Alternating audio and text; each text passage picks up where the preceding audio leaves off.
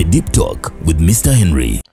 It was in 2018, the boy who grew up from Karamoja, moved all the way from Karamoja and grew up from Chireka, started singing and gave us hits by hits by hits. And right now, Tumuita Rhythm Killer. You cannot talk about dancehall music in Uganda.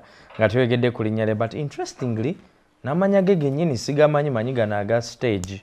I know him by Vyper Ranking. Sure that. Vyper Ranking, amanyaga matufu. Amanyaga matufu mpitiwa Aire Saddam. Aire?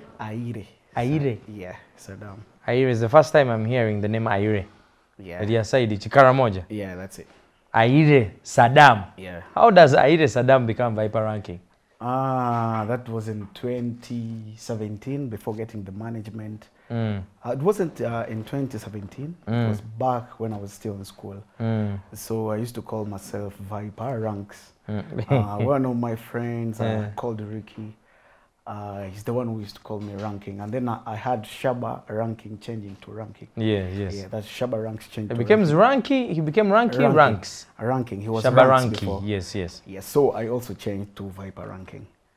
When you check up my books of secondary and everything, ranks. What's the story? How do you move from Karamoja to Chireka now? Like every time I hear you say your story. I didn't move. Actually, I was born and raised in Chireka. That's where I grew from. Ulimba. Yeah, that's it.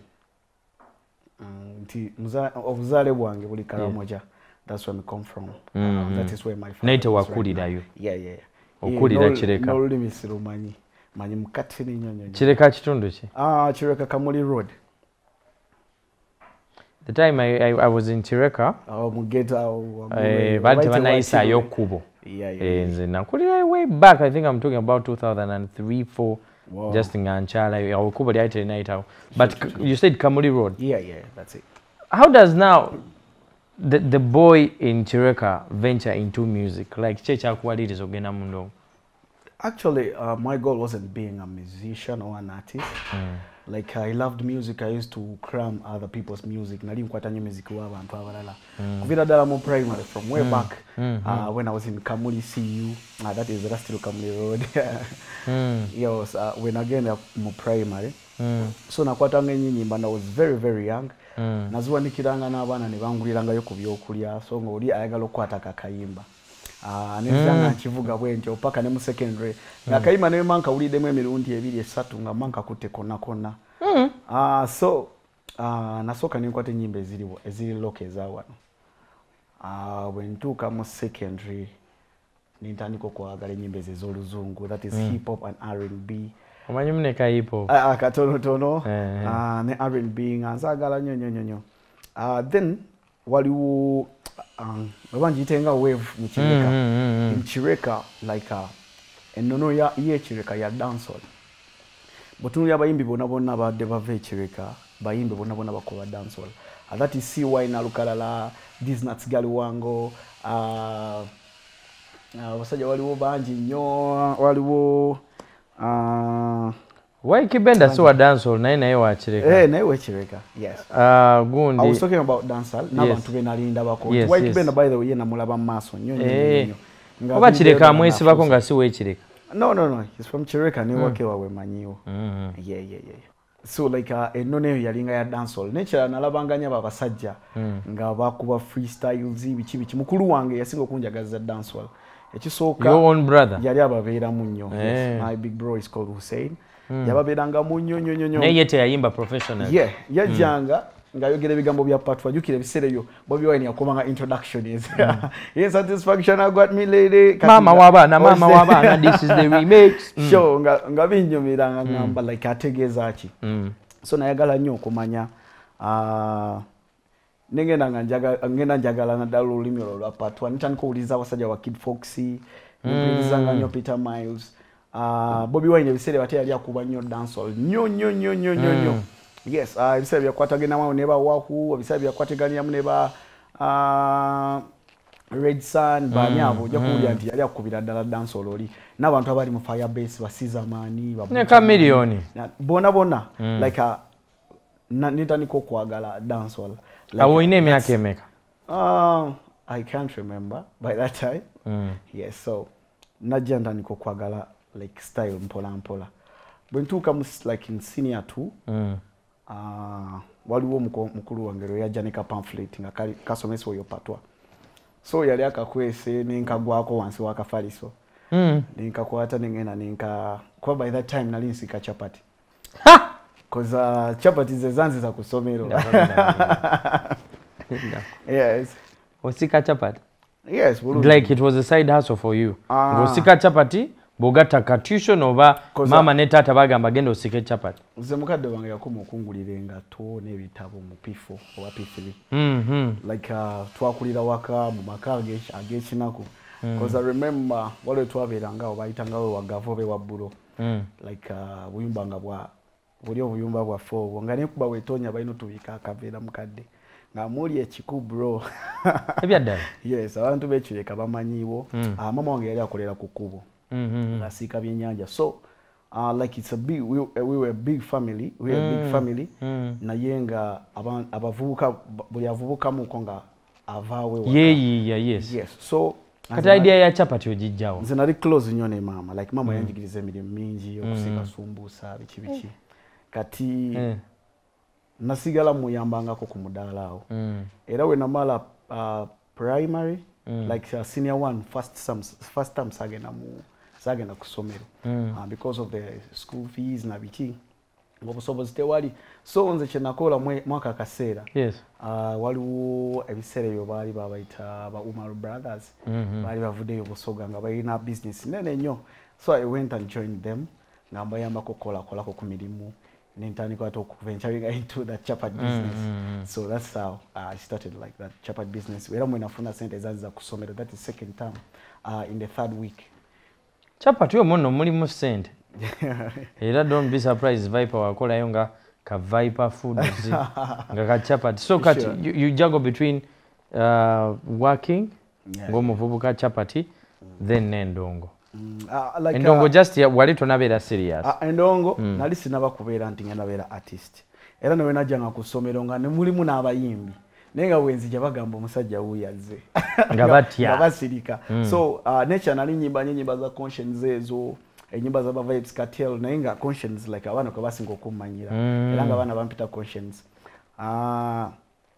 like which we charge chiranda ati nature like I was a very good dancer I used to do b-boy nkola break dance bichi nenkola in group na ye like dance with amala na mpamba like sichabikola chapati dancer writer byonna kati osambadde akaje I know if we are to go into the nitty-gritties of senior 2 senior 6 they can fast forward tugende ku Vyper kati just remember when I was still in school that is secondary nali sitera kola bibuzo bya first time na second nakolanga bibuzo biyisa wali odojinga wali kudojinga like akasente yes so third term nakufunanga ya akasente nezija nensasula koleba mpaka chiti nenkolerako no lala bwentyo ninga omakati walinga osomye oba wali obbe ebitabo by'abaana n'osoma nali nsoma for sure wango inayo ka girlfriend akakuandikira ne kajja ne kakusomesa bye kasomye mu class no like nali nsomera ddala ate ne cha like mukadde we nalabanga nga bude kubala navangayo because sometimes woberangawo ebintu ebyo byagwangawo a business negwawo nga remember fena kutufeedinga ne bato bange so navangayo ku somero nesoka nzija kubala nzira munenonya sente buto business wedamu okuyimirira nga nzirayo ku somero. This is the deep talk. It's not getting any deeper. Yeah, that's it. Akasera katuuka by that time nsubira like bali bongeza engano cause walo chali yali mu omuko our family members yasala tukola omudala ogwaffe tukola omudala by that time nga ebintu bigenda bulungi and I was like man like okusika chapati we kuli naye what will I be in the future ngenda kubeera ki okitegeera so naina bachali bange nga bayimbi nga nisha like banda bamu potential nga they were like man watch to recording ayo call my first time to go to the studio was it 2014. I recorded a song with my friend called Monitor. The song was called Temperature Rising, but when I listened to the song it wasn't what I wanted because I was sounding so like nganali mpulikango mwana omuto nenga lyrics nungi. I was like, I will not go back to the studio. So I decided to go to the jungle to do the vocals. Era nagenda nga buli lunaku in the evening. Kuba nagenda mu bifo ebyenjawulo. Remember in Chireka there are very many places for drugs and everything. Naye nze like ogwo mukisa sagufunako kukwasako kukwade n'ekimu. Ate nekyawe nakulyanga waliwo obubaalo obwo biki ate nabo banyamba nnyo okuwuliriza music ow'enjawulo kadongo kamu biki ebiwe bityo. So that's how like obwongo bwange gye bwa developing amu kubanga nkwata ndoozi ennyimba. So buli mulima gwe nagendanga mu kuba ffe tuguyita mulima. Buli gye nagendanga bangobanga koza analysis smoking. And they were like, man, omukyala alabika ki embega. And they were like, oli muto. So nga bangoba nasooka nengende waggulu ewa Kabaka. Ne bangobayo nengende Namboole nabo bali bakolera amaloboozi. They were like, man, why you don't fit here to shooting awo. So nawo nenvaawo. Waliwo ku rain eyo wansi gye bakolera makerenda like down there in the swamp. Nensooka ngenda era siru ne bangobayo. So najja manyira bagenda bamanyira mpola mpola. Nanzijawo buli lunaku biki. Kati ukola amaloboozi okwo wabaawo teacher oba just ogendayo n'oleekaana buleekaanya? No, it's not like kuleekaana. Abantu abasinga bakikwata bubi. That's why you see Vyper Ranking ayimba different vibes. I remember different vocals and sort of kuchuka mu verse emirundi ngesatu. Exactly. People don't notice those small things, but actually, guys, Vyper's voice is trained. Yes. So I used to do that. Like I would no. Also, the Canada was really hardcore. That is Butcherman, Babuju Bajita Bateyo. Then Kiriza. Koa. That is Koa. Yes. Roughneck, sorry, yes. Then no Kiriza no Jantan Koko busy signal. Then Obiranga Bogolao. Ngovude kulidia. Then no Taniko Kuba Mpola, Chris Martin's reggae. Then no one Kamuko, Romain Vago, Abantu because you have to learn from the best. Yes. Kati byonango ogenda obye training. Yes. Mugamba leero ngenda ku sounding anga nakwata ennyimba. Like Buju Bantan. Byono bikola lumu. You come, you start katika twakoleranga like 2 hours. Those 2 hours, at first nasoka nempuliranga chimpamu obuzibu because I used to get headache after then no kulumizibwa mbulago. Because jikiro you strain too much. I know. You have to kuwulira echo. Eri ewala. Ebyaddala. Okugamba nti kati yes. Eyo njikubye. Yes. So ate natuka ekiseera nembeera kafulu. Ntandika okuyigiriza abaana ab'enjawulo awo bangi nnyo. So I think in 2017, 2016 there is when I met Nexo in Chirinya Mukagaraji. Producer Nexo. Yeah. So I went there with my friend was called Nikki Ja. Yantwalayo cause twali twasoma naye nga obi wange. Awongedde obuzi oli wadde ng'emyaka ebiri of training. Yeah. Myaka jalinga mu 3. Netugenda naye mu studio. How were you patient for all the 3 years just training the voice? Yeah, like I knew what I wanted and I saw like I was very young. I was like, man, nja kutuuka ku kiki enjagala. So I never went back to studio. So the day I went to studio, I went with him. We did some samples and everything. There is a song called Come Close. Lwafuluma olwo oba zezimu kuzitaafuluma? Lwafuluma kyemanyi eri oba ne ku How It Bees. Vyper Ranking? Yes, Vyper Ranking and Nikki Ja. Nentekamu ne muto wange. Abamwita Frost, yeah. Namuwamu verse like ninjiwandika nojiwandika. So that's the day I met Nexo and he was like, man, gwe kyali gwe nsi bwe nakutegera ogenda kubeera wakabi. So Nexo had a rhythm called Chatty Mouth. Like yayita naba najiwa linnya. So yajinzanyiramu, it was a hardcore dancehall beat. Wajinzanyiramu ne mugamba ngenda giyimba. Because yanga ngenda gikuwa for free. But these other guys bagenda kusasula. So some of the guys bali already basasudde nga bakoze nako. So I went back home. There is a rhythm called Animal Instincts. Yeah. By the way, you always play it on the radio. Yes. I wrote a song in that rhythm. It is called None of Them. None of Them. And even wrote a song called Chatty Mouth. In that rhythm. Same rhythm. In the Animal Instinct. Yeah. No. None of Them in Animal Instincts and then Chatty Mouth in the other bit that Nexo gave me. And recording. But the day I recorded, buli yajanga yabagambe tujitadde. Era teoluyimba lwafuluma mu rhythm. Bajita. Teri yajita. Bajitya ne bagireka. Bagireka. era naye n'agituma Chatmouth Rhythm naye nga buli gwagiwa like bayite bagisobola kati olimba ki olulo olwafulumira mu Chatmouth baluyita Chatmouth still Chatmouth yes. So kati olimba olwo kyemanyi na Roger luli naye I did a remix with Dario from Jamaica ono yalimu oli pasal se oli pasal twice omukwitira ka like namuweereza olwo oluyimba and he was like man you sound like you're from kati olumu otya gwe atanabafuna hiti wali tonaba nafuuka upcoming no muweereza recently later okay that's later on like it's dropping I think very soon I think I'll put it on my dancehall reggae album. Fantastic. Yeah man. Osamba kati how do you get the first tune? Ndozo luyimbo olwaleeta Vyper tujjukira. So may try to look so girl like you. I'm a sim of a single the boy them there all eyes on you echidala uncle la me want to take you home make you be my beau me say summer pull it tell me everything where you want be pull it and if you got a boyfriend not don't him on you me say summer pull it so 2017 I was alone. I used to move to different clubs and everything. Nayenga like atebampa mukisa kuyimba because I was very tiny. Galinaka wala ata. There is like a pic that I took when I came to Galaxy my first time. Ngaju kuna ngwenda kabanda na ka radio ba. No it's now I was putting on black. Yes. Na kasati akaliko skeleton. So like that was my first time. But before that that was your first interview? No. By the way, that day twali to receive music. What wale tanga bu CD nenga music tebakola ki tebamuzanya. I know. So by that day nga habati akalubawo. Tetwali totuwamanyi bonna. Just fe twajanga ne CD nga tuzirika ku reception tugenda. So someone told us like that's now you have to get someone ali au ku radio. That's how we met DJ Nimrod. Yes. Yeah, so obaisao. Tudde ku luyimba.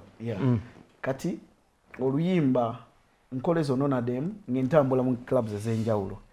Naye nze kyantwalanga mu club like siri munywa mwenge sikuwa sikola ki like nali njagalanga kuyimba. I wanted the microphone.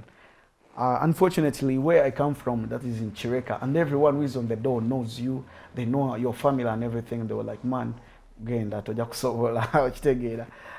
Sometimes nze nali nkola because nali nkanika fridge. Nali nfuwalanja even nice story kati obovu utya mu chapati nodda mu fridge. Yes by the way. Haso za babuka oli okanika fridge ebyaddala. True. I even had a bike nga nagula ne machines za lanji na bichi. So I taught my brother, my little brother is the one working on that. This is still in Chireka. Yes. So I used to go to different clubs nga bangoba. So ezichireka nezo sonyewa netandika gena mu clubs ezewaleyo. Naye kati ezewala bwe natukanga yo nga bakuwa gokoleki osoke okitegeera. So when they gave me that chance, whenever they could give me that chance, buli muyimbi yali addako nga atyayo. Because by that time I was very very mad and very hungry okitegeera. So nze natambulanga ne beats zange. Yeah. Kati nga nyizo tuka ne kuba beat emu DJ natandika osola beats ezize nintandika okuzikuba. There is a club called Pentagon. Pentagon Villas. Nengeri bajizimbanga olabe kibanda kya film n'ebibaati. N'ebibaawo biki. So abayimbi bayite bagenda ye abekireka. That Pentagon Villas balinanga reggae night every Thursday. They play reggae and dancehall and they don't play your music, they have to play readings for you to sing. Yes, and oja kusanga nti abayimbi abasinga wana they are not real, they can't do such things. Exactly. So me I used to go there. Ngenda ona akapichi kange nenkajamu omuka mipira jombi nezijako ne plug nenteka mu musawo nenyingira. Lwaki walijjamu omuka babo banga. Abantu abaya bekirako bamanyi. Nkasibako ku fulu then nkateka outside kuba makanika. When I come back nganziza ko plug yange. Noteka mu omuka. Kama omuka ngantekayo. So that's how I used to go to that place. Now one night bategeka night enene. Night enene Mr. Windy. Yeah, ali omuyimbi omugenzi omunene Mr. Wind. So baleta Mr. Wind. Yeah. Salisa CD. Yeah, yali kabejja bwe baleta. Then abayimbi bekireka baliwo basiwa ina abasajja abatu inspiring nze bani bangi. Ne business by that time yali achali mulamu. So nzija ntuka ku stage. When ntuka ku stage mpadeyo flash yange. They played the rhythm negana flash oba yali ebadde agundi chi CD by that time. DJ play number 1, play number 2. That is 2017. CD bwegana bana abantu abali maso nga batandika okumvuma bweba yoko manyoko bichi. Wow. So there is a DJ called DJ Aizo. Yalanda banyo mweyo night. He came like in the DJ's box. Na sula yo rhythm. Simanyi waje yajija. Naye yasula yo rhythm wankuta microphone kuba nali invayo ngampulira mpeddemu amaanyi. So I came back. Ninkuba rhythm eyo. Abantu bonna ne basituka abayimbi bonna bali emabega ne baddukayo ne bajja. They want to see like who is that. Even my big brother. Kwa mi brother wange yali atanzala wa nyo. Yes, era nakolanga nyo mukakase. Era nyiba zinasoko kole ezo bili Chatmouth neno na dem yazitwala mbasajja be. Ne bamugamba kana akasajja masanyalaze. Volts kaumbi. Ochitegera. So yes. Nkuba rhythm wao. Jukira but DJ aba different clubs zo mchireka baze all that day. And they were like, man, lwachito jako one, lwachito jako. Nembaga manzija na yemungoba. By that time, walinga producer bamwitanga Daniel. Nga bayimbi bakolera bokka be bayimba sometimes. And nange chechimu nga we namutukanga ko juke yaberanga mu DJ's box. Agamba wali tight, we'll sing another day. Ebanga lyonna. Sometimes nenzija nesasula. Musasula ne MC notayimba. Ne bagamba mwana kati chifuse tight. Ninzira yewaka. So nabera nyo disappointed. So that night lwebampa omukisa ba DJ ba clubs endala bangamba now you can come. So ngenda ku Cheers nga nkubayo kashoka mwawo kabagamba oli wakabi kati ne ku Lokusatu tulinayo ku Pool Nest that day bali semic wine. Nganzija abayimbi nga basooka omanye buli omwine okuba rhythm abasinga bajana rhythm ne bakuba ne yaddako nagamba kati nze sho njigadde. So nganze nzirako ngabaja bampa rhythm bwe bampa rhythm what I always do sisoka kuvayo bantu kundaba nsoka kuba rhythm na kuba rhythm abantu wande batandiko okuchuka bati ngabanonya niwe zani akuba ani awanda obusagwa kisoka like nali sounding different nali sounding unique because baite bampulirangako and I used to juggle like the vocals ngakuba wagulu ne imana nezikira ne kubedoze dene bewe bicho ngabantu tebabibawa and they were like man no musajja ngendo kuvayo nga ndi mu TV ngani na kabalata because by that time mama wange yali ambiranga ko nnyo sala bera ku muziki tara linyo oli musilamu yeah Saddam yes mama wange ajati so navayo bwent ngani musajja mutini nga wonda bakobo tosola kukiriza nti nze nkole kye kintu so after the performance some guy called JB paid the DJ and told him after Mickey Wine on Ochari ademo ayimbe. So by that day wali wone si team si papa bichi. That day nalisigena gena na mobala. There is a friend of mine called America twakula naye. America yansanga mukubo. I was very broke that day. Nimuga mwana sijagenda yo bayinzo kunyima microphone. I was like man tugeneza ngena kugulira bu soda konze kale. Cause abasinga ze banzala bangamba crate iyo ya soda. So tutuukayo na America nakuwa baye navao ni mitwalo obanga 3 because mwali mu team si papa baye ngaba kufuwa that day yes next after the performance of Mickey Wine ne nkoma wate ne bampa other rhythms ne tandiko kuba rhythm ngabadi kubako kati ne bakuba endala bwe batyo by the way abasajja bakwata microphone ne manager gweni nakati swati we yandabira yaliwo that day nangamba I've given you an offer of audio na yinzo kuwa sente no zidia like 500 swati mwenyini yes nangamba sigena zikuwa nyaga tugene wa producer akolere yo oluyimba producer gwe goyagala so ntani ko kunonya enawaza producer benjawulo ate katona kule yampa etsoka nasoka ne mwesonyiwa kwa namukubira ko mlyo gusoka na ndibize no mulala ndibize atenze simanyi kulemerako ngakwe chokanga offer yali ajikode yeah muleka baina ko balwa akuna he called me and he was like man send me those 2 songs ze wayimba wali eri nenzisindika after some time nangamba man nyimba nziwereza ko bachali bange man bagamba oli wakabi so tugende wa producer ngende wa producer omu kubanene cause bali abalabe nali njagala bali tebaliyo Kat by that time naye yali wakabi. Right now taliyo. Wentuukayo nga atubeza olunaku lulamba teyajja. Producer Paka kiro yes. Ne tudda n'olunaku olulala.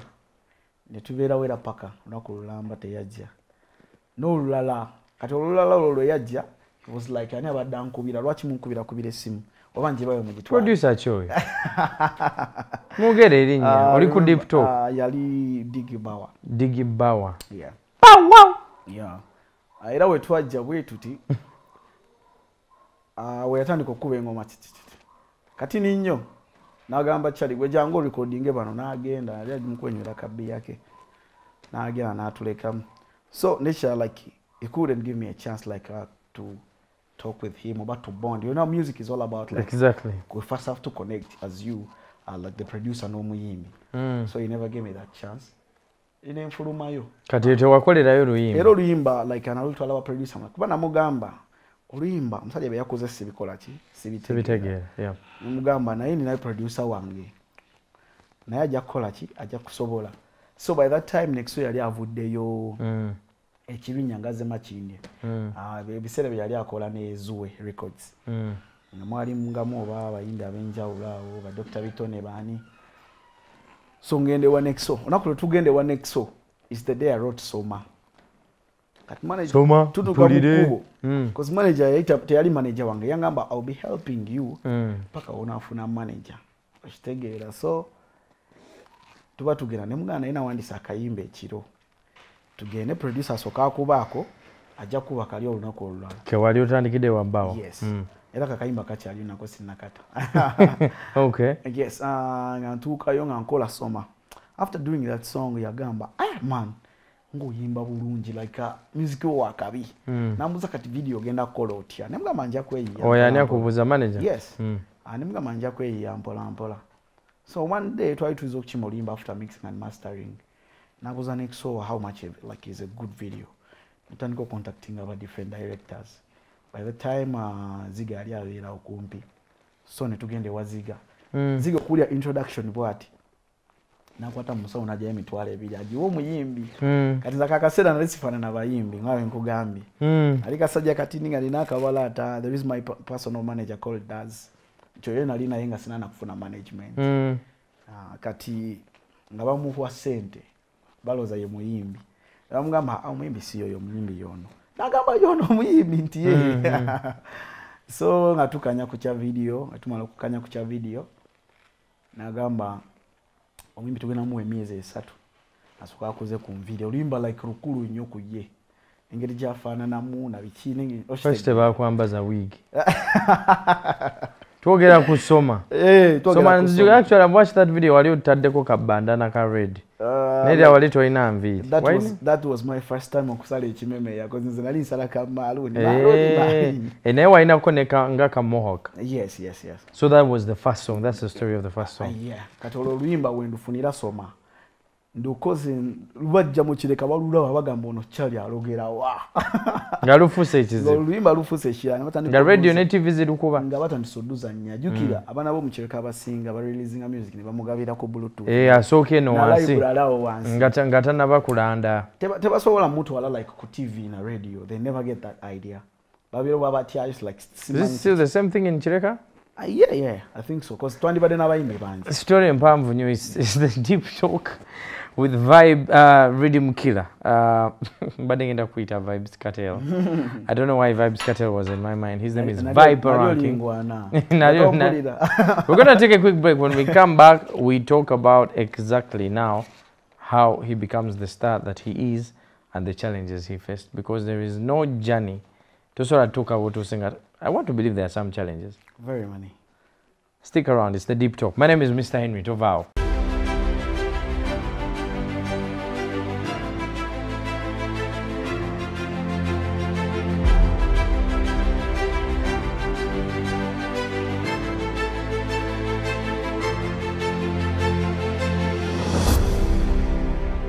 The Deep Talk with Mr. Henry.